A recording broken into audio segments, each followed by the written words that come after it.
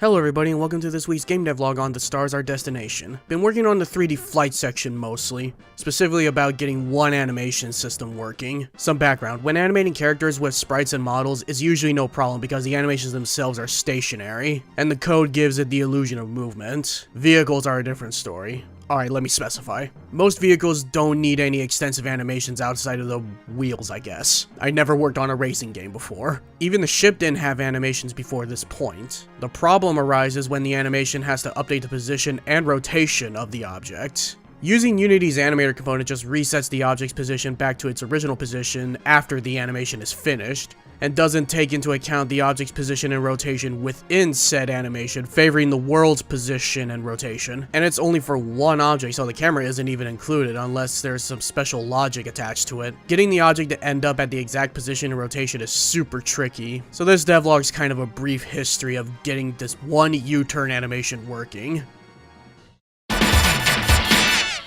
I have to put up a warning here. This is one of the most overthought, overcomplicated solutions I've tried in a long time. I thought that calling the main camera to do something would lead to some overcomplicated code, so I thought if I could activate both via an animation, that would lead to less code and it would do its thing. To work around the position and rotation problems, I made a new ship model and a new camera as a child of the main ship object, which is empty, since they already move and rotate within the parent object.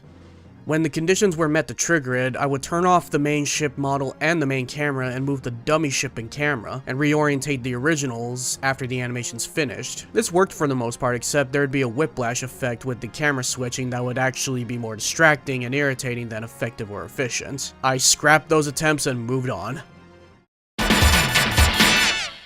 If the animator wasn't gonna work, I'd try animating it with code, but the Unity rotation system thought otherwise. I made little pieces of data holding even smaller pieces of data, called scriptable objects, for each quote-unquote keyframe after making test animations in the animator. Then I'd plug them into the animation handler script, which would play the quote-unquote animations at set speeds and move on to the next quote-unquote keyframe when the coordinates were close enough to the other one. This led to crazy movements due to how Unity valued rotation vectors. To give you a better example of this, if the values go over 360, it doesn't change back to 0 and reset. It just keeps increasing and makes coding complicated, especially when you're setting it to negative numbers, which also don't reset. I don't have much to add on this, except that it was an experimentally terrible idea. The answer was in the engine already, the Unity timeline window. It's usually used to make cutscenes and manipulate multiple objects at once. I was able to take what I learned and not learned from the other attempts and adjust how the camera follows the ship, and now it's silky smooth with no camera snapping. The camera smoothing still needs some work, but that's easier to manage. This was a loaded first developer log. I wanted to try a different approach and make summarizing a little more interesting. That'll be it for this week. Let me know if you have any questions or feedback. Take care of yourselves and have a good week.